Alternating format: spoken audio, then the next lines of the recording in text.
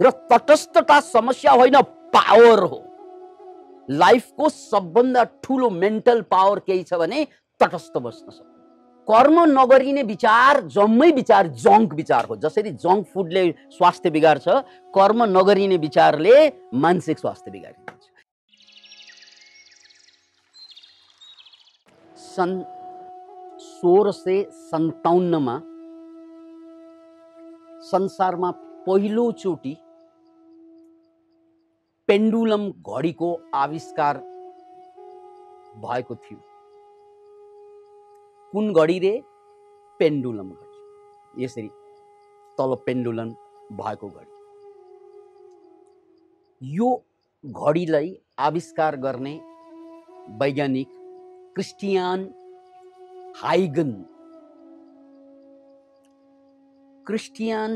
हाइगनले पहिलोचोटि घडीलाई, खास गरी पेन्डुलम घडीलाई आविष्कार गरेका थिए। अनि उनले आविष्कार गरेका घडीहरू एउटा ठुलो साइजको, अर्को ठिकैको, अर्को अझ ठुलो, यसरी उनले विभिन्न साइजमा घडीलाई बनाए, आविष्कार गरे र ती सबै घडीलाई आफ्नो ल्याबको भित्तामा टक टक टक पुरा भित्तालाई घडीले भरिदिए। एकछिन कल्पना गर्नुस् कि तपाईको वालमा पुरा घडी नै घडी छ र त्यसको पेन्डुलम यसरी चलिरहेको छ, डोलायमान भइरहेको छ। एउटा त घडीको आविष्कार गर्नु नै त्यो बेला आश्चर्यजनक कुरा थियो, अद्भुत उपलब्धि थियो मानव जातिकै लागि। यसैमा उनी दङ्ग परिरहेका थिए।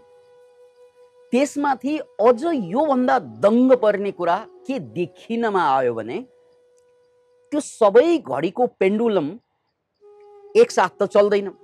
एउटा पेन्डुलम उता गइरहेको हुन्छ, अर्को उता गइरहेको हुन्छ, अर्को बीचमा हुन्छ। पेन्डुलम सबै एकसाथ त चल्दैन, किनकि घडी सबै फरक फरक भएकोले पेन्डुलम फरक फरक समयमा फरक फरक ठाउँमा थियो। अनि केही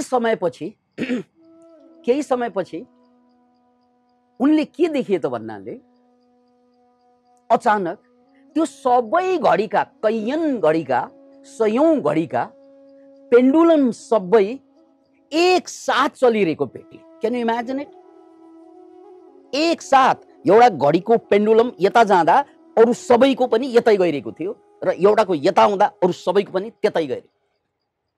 त्यस्तो त थिएन पहिला राखेको, त्यसरी राख्न पनि मिल्दैन। त्यसपछि उनी छक्क परे। सायद कसैले आएर, घरकै केटाकेटी हुन सक्छ, घरकै परिवार हुन सक्छ, साथीभाइ हुन सक्छ, कोही आएर त्यसलाई मिलाइदिएको हो कि, टाइमिङ मिलाइदिएको हो कि, सबै एकसाथ चल्ने बनाइदिएको हो कि, त्यस्तो शङ्का लाग्यो। तर यसरी सोधपुछ गर्दै जाँदा कसैले त्यस्तो गरेको पाइएन।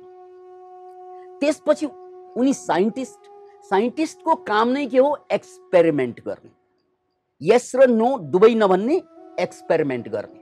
त्यसकारण साइन्टिस्टहरू प्रकारान्तरमा कर्मयोगी नै हुन्छ, किनकि उनीहरूले यस र नो भन्दैनन्। एक्सपेरिमेन्ट गरेर जे प्रमाण आउँछ त्यसलाई मान्ने हो। उनीहरू जान्ने भएर यो ठिक छैन, यही ठिक छ, यो त मूर्ख मान्छेको काम। याद राख्नुहोस्, यो अधिकांश दुनियाँका मान्छे यो मामलामा मूर्ख हुन्छ। उसले हरेक कुरा कि यस भन्छ कि नो भन्छ। तर साइन्टिस्ट र स्पिरिचुअलहरूले कहिल्यै यस र नो भन्नै सक्दैन। ऊ जहिले पनि तटस्थ हुन्छ। याद राख्नुहोस् यो कुरा। र तटस्थता समस्या होइन, पावर हो। लाइफको सबभन्दा ठुलो मेन्टल पावर केही छ भने तटस्थ बस्न सक्नु।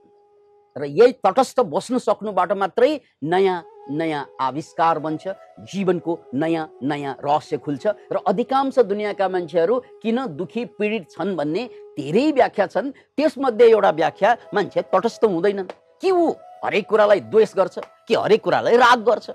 राग र द्वेषमा फस्छ ऊ। तर वैज्ञानिक न रागमा न द्वेषमा, ऊ कर्मयोगमा प्रकारान्तर। त्यसकारण उनको काम एक्सपेरिमेन्ट गर्न हो। त्यसैले उनले सबै एकसाथ चलिरहेका यी घडीका पेन्डुलमलाई त्यसको टाइमिङ बिगाडिदियो। एउटाको अलगै, अर्कोको अलगै, अर्कोको अलगै, जो स्वाभाविक थियो। त्यसरी बिगारेर अनि फेरि त्यो कोठालाई बन्द गरेर केही दिन इन्तजार गरे। केही दिन केही समयको इन्तजार पछि बिस्तारै ढोका खोलेर हेर्दा फेरि अर्को अचम्म, हिजो अस्ति मात्रै बिगारेको थियो, एउटा यता पठाइदिएको थियो, आज यी सबै घडीका पेन्डुलमहरू फेरि एकसाथ चल्न थाल्छ। उनी त साइन्टिस्ट, फेरि बिगार्न थाले। यानी एकसाथ त यो चल्दै चल्दैन, यो के भएको फेरि? अनि फेरि कोठा बन्द गरियो, ताला लगाइयो, लक गरियो, झ्यालढोका थुनियो, कोही त पसेको होइन। फेरि गएर हेर्दा फेरि सबै केही दिनपछि एकसाथ चल्न थाल्छ। यसरी साइन्टिस्टले बारम्बार एक्सपेरिमेन्ट गर्दा पनि एउटै रिजल्ट आयो भने त्यसलाई साइन्स भनिन्छ। आज एउटा रिजल्ट आयो, भोलि अर्को रिजल्ट आयो, कहिले आउने कहिले नआउने, त्यस्तो रिजल्टलाई साइन्स मानिँदैन, त्यो विज्ञान मानिँदैन, राइट? तर साइन्समा के हुन्छ भने यदि त्यो साइन्स हो भने जहिले पनि, जहाँ पनि, जुनै ठाउँमा एक्सपेरिमेन्ट गरे पनि रिजल्ट त सिमिलर आउनु पर्यो। र उनको रिजल्ट त्यही आइदिएको थियो बारम्बार। Can imagine it? अब तपाईँ आफै दिमाग चलाएर सोच्नु होला, किन भएको होला? उनले पनि सोचे, उनी त साइन्टिस्टको कामै सोच्ने हो अनि एक्सपेरिमेन्ट गर्ने हो, सोच्ने र कर्म गर्ने हो। साइन्टिस्टहरूको काम के हुन्छ? सोच्ने अनि त्यसपछि एक्सपेरिमेन्टमा लाग्ने। याद राख्नुहोस्, this is the way of science. तपाईले विचार त गर्न पाइयो, गरिसकेपछि कर्म गर्ने। कर्म नगरिने विचार जम्मै विचार जङ्क विचार हो। जसरी जङ्क फुडले स्वास्थ्य बिगार्छ, कर्म नगरिने विचारले मानसिक स्वास्थ्य बिगारिदिन्छ। त्यसकारण कर्म गर्न नमिल्ने विचार नगर्ने हो। जुन विचारमा एक्सनमा जान सकिँदैन त्यो विचार जङ्क विचार हो। त्यो विचारले तपाईलाई मेन्टल डिजिजमा लग्छ, पछि गएर ब्रेनलाई ड्यामेज गरिदिन्छ। ब्रेनमा बिटा एम्लोइडलाई जमाइदिन्छ। बिटा एम्लोइड भनेको ब्रेनको फोरहरू, जसले पछि गएर एल्जाइमर्स जस्ता डिजिजलाई हुर्काउँछ। त्यसलाई बिटा एम्लोइड भनिन्छ। यस्ता बिटा एम्लोइडहरू बढ्दै जान्छ। जुन विचार खुब विचार यसरी गर्छन्, एउटो गर्दैन, सिन्का भाँच्दैन, फेरि विचार गर्ने अनि कर्म नगर्ने, त्यस्तो विचार इज द पोइजनस थट्स। त्यो साइन्टिस्टहरूले गर्दैनन् क्या। त्यसैले उनले विचार गरेपछि एक्सनमा, फेरि एक्सनमा, अनि एउटा निर्क्योल निस्कन्छ। ओहो, केही न केही त्यहाँ फोर्सले काम गरिरहेको छ कि त्यो सबै पेन्डुलमलाई मिलाउने काम कसै न कसैले त गरिरहेको छ, केही न केहीले त गरिरहेको छ। तर केले गर्यो, कसले गर्यो, अहिलेसम्म थाहा थिएन, उनलाई थाहा भएन। र पछि यिनलाई उनले एउटा नाम पनि दिन भ्याए, इन्ट्युइनमेन्ट। के नाम रे? इन्ट्युइनमेन्ट।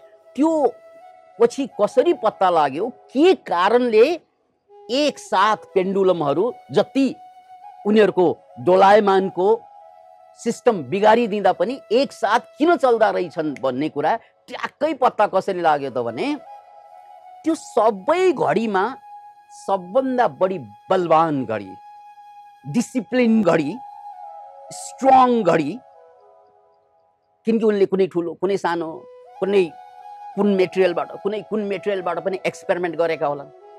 त्यसमध्ये सबभन्दा पावरफुल घडी, फेरि पनि याद राख्नुहोस्, सबभन्दा पावरफुल जुन घडी छ त्यो घडीको ताललाई अरू सबैले पछाइरहेको रहेछ। Can imagine it? यो मान्छे होइन, यो कुकुर पनि होइन, यो बिरालो पनि होइन, यो पशु पनि होइन, ज्यान भएको पनि होइन, यो त निर्जीव, यो त वस्तु।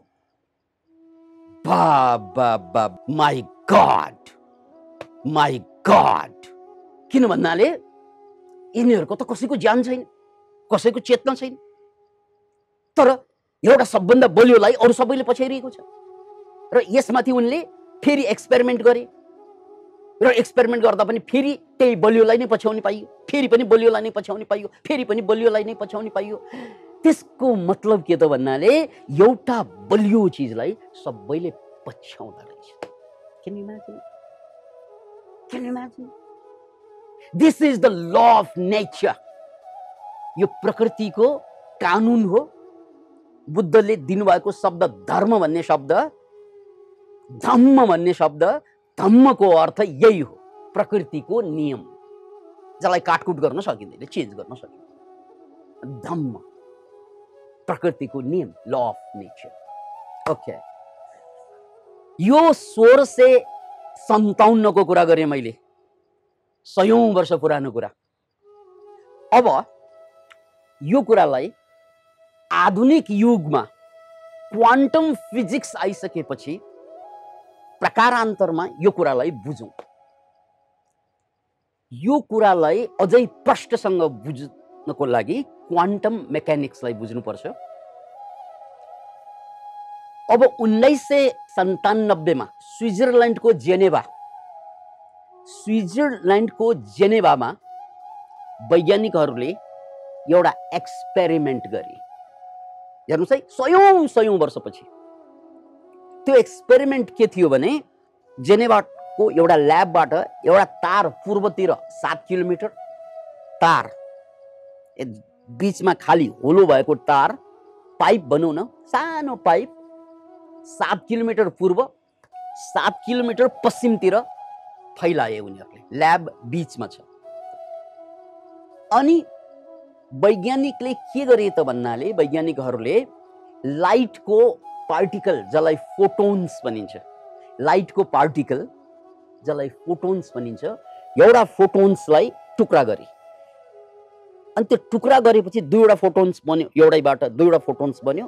त्यो दुईवटा फोटोन्समा एउटा फोटोन्सलाई पूर्वतिर पठाइदिए, अर्को फोटोन्सलाई पश्चिमतिर पठाइदिए।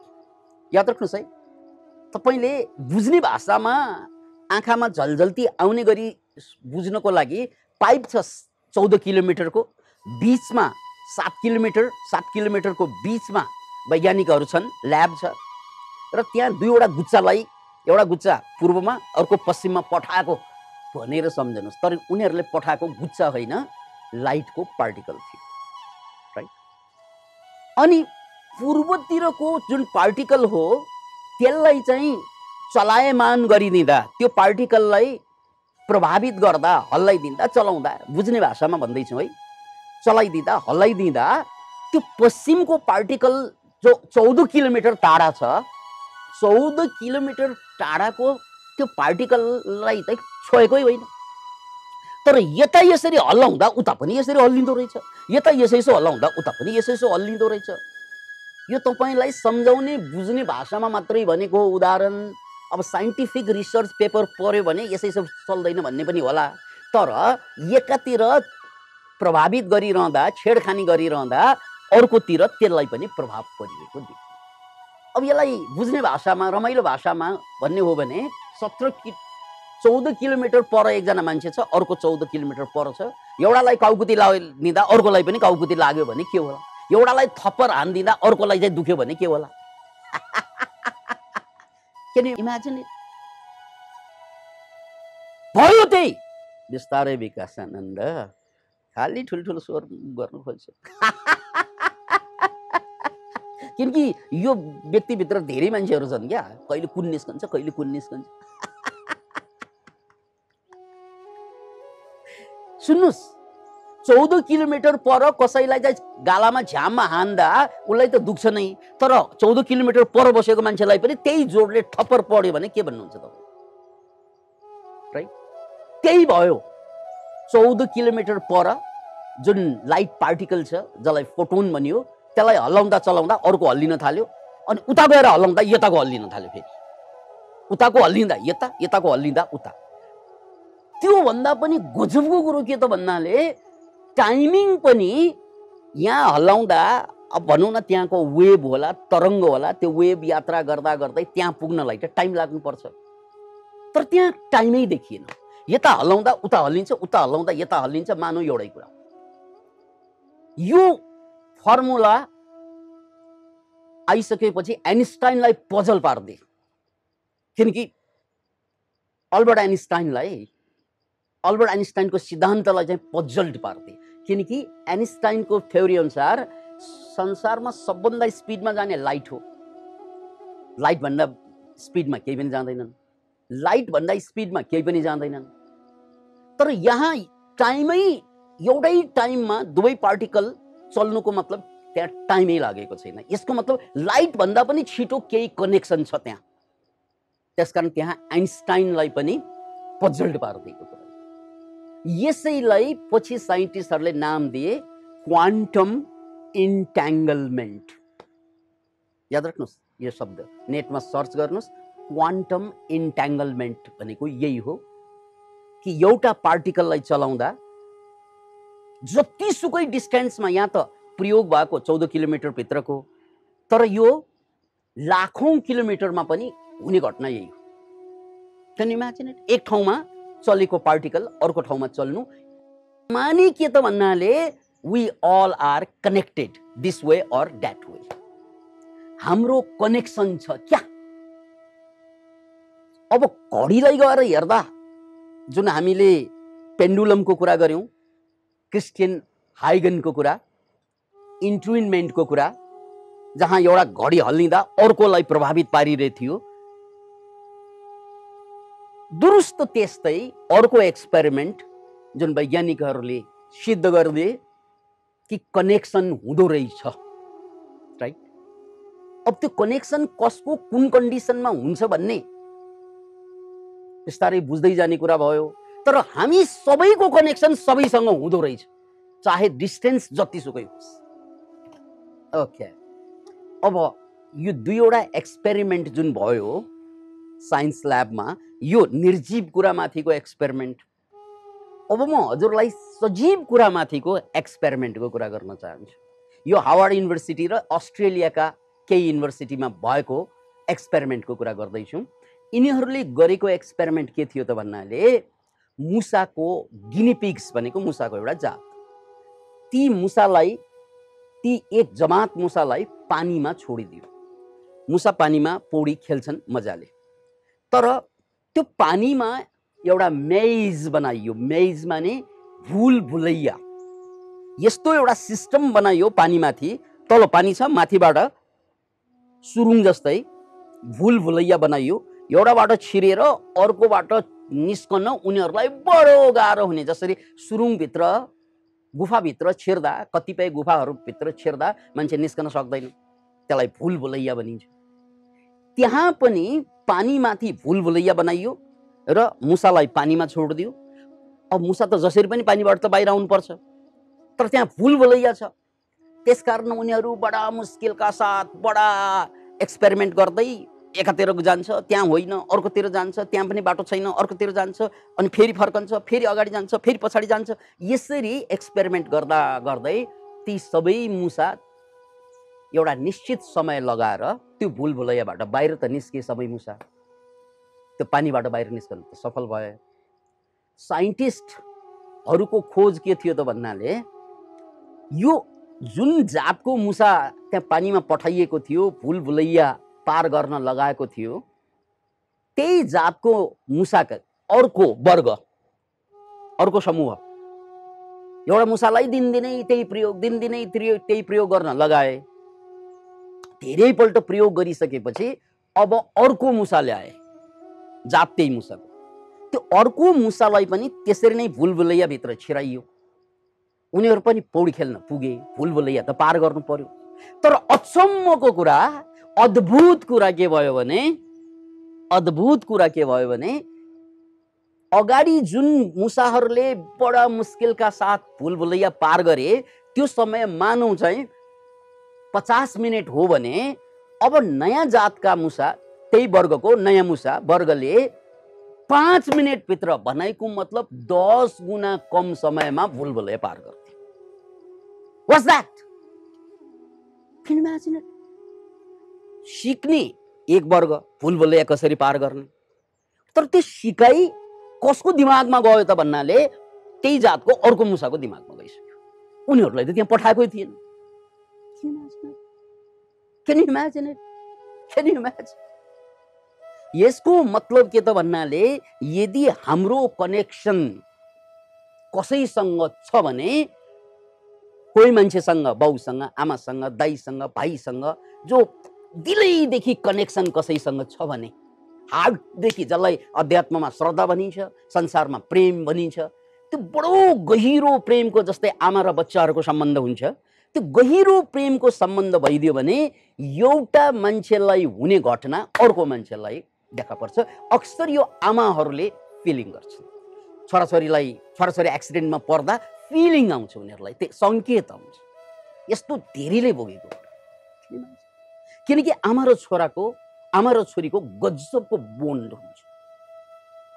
त्यसकारण जहाँ जहाँ हाम्रो बोन्ड हुन्छ त्यहाँ त्यहाँ एक ठाउँमा घटेको घटना अर्को ठाउँमा पनि घट्छ भन्ने मैले दुईवटा वैज्ञानिक प्रमाण दिएँ। र तेस्रो यो बायोलोजिकल एक्सपेरिमेन्ट हो, किनकि त्यहाँ मुसालाई प्रयोग गरिएको थियो, अस्ट्रेलियामा पनि र हार्वर्डमा पनि। अनि उनीहरूले के पाए त भन्नाले कि अर्को जमात मुसाहरू बढी स्मार्ट हुँदो रहेछ।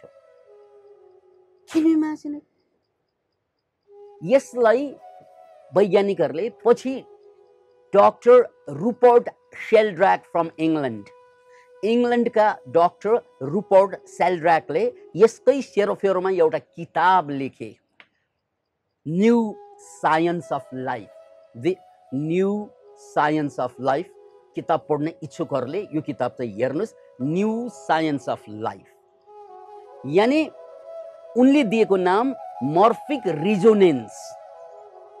यो किन हुन्छ त भन्नाले मर्फिक रिजोनेन्सको कारणले गर्दा एउटालाई हुने घटना अरूलाई हुन सक्छ, राइट?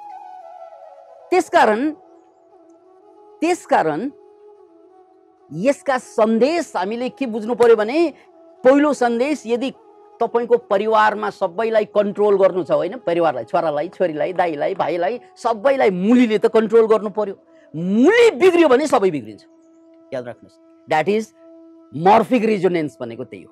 घरको मुली बिग्रियो भने त्यो मर्फिक रिजोनेन्स सिक्छन् उनीहरूले, सिकाउनु पर्दैन, अटोमेटिकली त्यो इन्फर्मेसन चाहिँ सेयरिट हुन्छ कि कम्प्युटरको भाषामा। एनएफसी हुन्छ नि कम्प्युटरमा, एनएफसी हुन्छ नि मोबाइलमा, ट्याक्क लगाएपछि ट्याक्कै आउँछ नि। याद राख्नुहोस् यो कुरा, एनएफसी, राइट? ओ, त्यसैले घर परिवारलाई बलियो बनाउनु छ भने त्यो मुली बलियो भएन भने उसको दिमागमा आएको कुरा, किनकि उसलाई त सबैले मान्नुपर्ने, त्यो मान्नुपर्ने हिसाबले उसँग कनेक्सन भइरहेको हुन्छ सबै मान्छे, राइट? परिवारका सबै। अब मुलीलाई त मान्नु पर्यो। त्यो मुलीको दिमागमा, मुलीको क्षमतामा, मुलीको विचारमा जे आउँछ त्यो त सेयरिट भइरहँदो रहेछ सबकन्सियस लेभलमा। त्यसकारण यदि परिवारलाई बलियो पार्नु छ भने मुली बलियो। Can you imagine it? अहिलेसम्म हामी अरूलाई दोष दिएर हिँड्यौँ नि परिवारमा, अब मुली बलियो छैन भने त्यो मुलीको ठाउँमा आफू मुली बन्नुपर्छ। याद राख्नुहोस् यो कुरा। यदि तपाईको घर परिवारमा एउटा मुली छ जसलाई सबैले मान्नुहुन्छ, त्यो ठीक छैन भने आफैले त्यो जिम्मा लिनुपर्छ। उसलाई गाली गरेर उ सुध्रिँदैन, तपाई बिग्रिन्छ पक्का, उ नसुध्रिने पनि पक्का, दुईवटा कुरा पक्का, राइट? उसलाई गाली गरेर अथवा उसलाई होच्याएर, उसलाई उडाएर उ चेन्ज हुँदैन। त्यसकारण त्यसको ठाउँ आफूले लिनुपर्ने हुन्छ। जसरी चाहिँ माउरीहरूले गर्छन्, त्यो के छुसी माउरीले पनि गर्दैछन्, त्यो छुसी देखिने माउरीले पनि। किनकि इनकेस त्यहाँ रानी मर्यो अथवा इनकेस रानी सिद्धियो भने अर्को रानी चाहिँ त्यहाँ तयार पार्नु पर्ने हुन्छ। त्यो रानी भएन भने सबै भड्किन्छन्। रानीको कन्ट्रोलमा, त्यही हो मर्फिक रिजोनेन्स भनेको। त्यसैले यदि देश बनाउनु छ भने एउटा नेता स्ट्रङ भयो भने देश बन्छ। अब एउटा नेता जो मुली हो देशको, त्यही मुला टाइपको भयो भने अनि देश भताभुङ्ग हुन्छ। त्यसकारण त्यसलाई गाली गरेर हुँदैन, फेरि त्यसको रिप्लेसमेन्ट चाहियो, राइट? त्यसलाई गाली गरेर चाहिँ हुँदैन।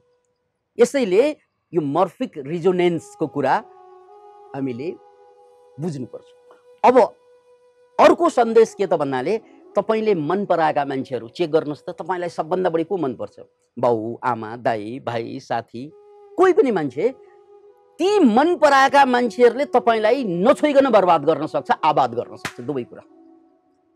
जो मान्छे तपाईलाई मन पर्यो त्यो मान्छेले तपाईलाई नचलाइकन उ ठीक भयो भने तपाई ठीक हुने, उ गलत भयो भने तपाई गलत हुन्छ। प्रमाण चाहिए श्रीमान? सेलिब्रिटीलाई लाखौंले पछ्याइरहेको हुन्छ, करोडौंले पछ्याउँछ। अनि इन केस त्यो सेलिब्रिटीले आत्महत्या गरिदियो, राइट, भने कयौंले आत्महत्या गरेको कहानी आउँछ, कयौं पागल भएको कहानी आउँछ। आउँछ आउँदैन, राइट, आउँछ आउँदैन। किनकि त्यसकारण यो कसैको फ्यान बन्नु भनेको बडो डेन्जरस चिज। अचेल तपाईको फ्यान, यी फ्यान, यदि तपाईं कसैको फ्यान बन्दा यो मान्छे जसको तपाईं फ्यान हुनुहुन्छ उसको दिमागमा जे जे आउँछ तपाईंमा फाइल आइरहेको हुन्छ क्या, फाइल सेन्ड भइरहेको हुन्छ। ऊ बिरामी पर्दाखेरि तपाईलाई बेसन्चो हुन सक्छ। उसले आत्महत्या गर्ने विचार गर्दा तपाईलाई त्यो विचार आउँछ। उसले स्वास्नी कुट्दा या छोराछोरीलाई पेल्दा या लोग्नेलाई चिथोर्दा त्यो फाइल तपाईकोमा आइरहेको हुन्छ। अनि तपाईलाई थाहा हुँदैन म त त्यस्तो मान्छे होइन, सरी है प्रिय, यो किन मेरो हात चल्यो भन्छ। ऊ उता चलाइरहेको थियो के तपाईको ठुलो आइडलले। Can you imagine it?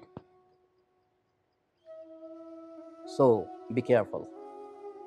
This is morphic resonance. त्यसकारण संसारलाई बदल्नु छ, सुरु आफैबाट गर्नु छ भनेको त्यही हो। अरूलाई गाली गरेर हुँदैन, त्यो ठाउँ आफैले लिनुपर्छ, आफै चेन्ज हुनुपर्छ। आफै चेन्ज भएपछि मैले खोजेका मेरा सर्कल अटोमेटिकली चेन्ज हुन्छ, अटोमेटिकली, किनकि मेरो फाइल गइरहेको हुन्छ के उनीहरूका। मलाई मान्नेहरू अटोमेटिकली चेन्ज भइरहेको हुन्छ। होइन, मैले बेइमानी गरेँ भने उनीहरूले पनि अटोमेटिकली बेइमानी गरिरहेको हुन्छ। अब गुरु ऊर्जाको कुरा यहाँ जोडौँ। हामीले गुरु ऊर्जा जुन प्रोग्राम गर्यौँ त्यसमा हामी के गर्छौँ? यहाँ हामी ध्यान गर्छौँ, त्यो ध्यानको वेभको कनेक्सन जसले ध्यान गर्नु भएको छ कनेक्ट भयो नि, त्यो कनेक्ट हुनासाथ यहाँको फाइल त्यहाँ गइरहेको हुन्छ। त्यसकारण चाहिँ गुरु ऊर्जामा कम्पन आउनु, आधी घन्टा भन्दा बढी त म बस्नै नसक्ने सर, म 2 घन्टा बसेँ, कतिले 4 घन्टा बसेँ भन्नुभयो। 4 घन्टा भनेको त योगीहरू मात्रै बस्न सक्छन्, सामान्य मान्छे त बस्नै सक्दैन 4 घन्टा एउटै। तर त्यस्तो पनि रिपोर्ट आयो, किनकि यहाँ सेयर इट भइसक्यो। सो अब यसबारे बडो केयरफुल भएर जिन्दगीको बारेमा सोच्नुस्। वी अल आर कनेक्टेड, हामी जम्मै कनेक्टेड छौँ। खास गरी जोसँग दिल खोलियो अब तिनीहरूसँग हामी कनेक्टेड छौँ। अब यिनीहरू ठिक छैनन् भने अब दिल खोल्नु हुँदैन, उपेक्षा भावमा बाँच्नुपर्छ, तटस्थ भावमा। जो मान्छे ठिक छैनन् उनीहरूप्रति तपाईँ तटस्थमा आउनुपर्छ।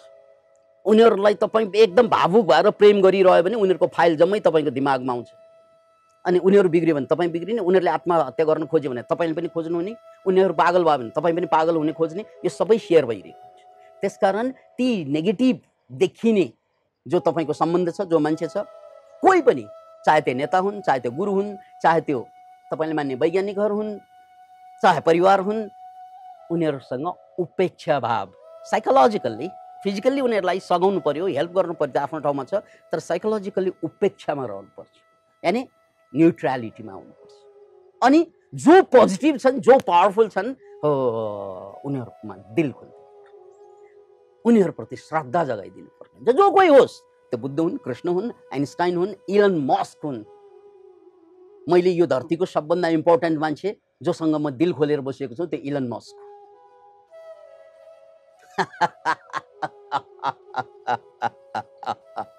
थ्याङ्क यू, जय होस्। अब हजुरको दिल कहाँ खोल्ने, कहाँ बन्द गर्ने, कहाँ दिल खोल्ने, कहाँ बन्द गर्ने, यो प्रवचन दोहोऱ्याइ हेर्नुहोस्, जिन्दगी अर्कै बन्छ। जय होस्।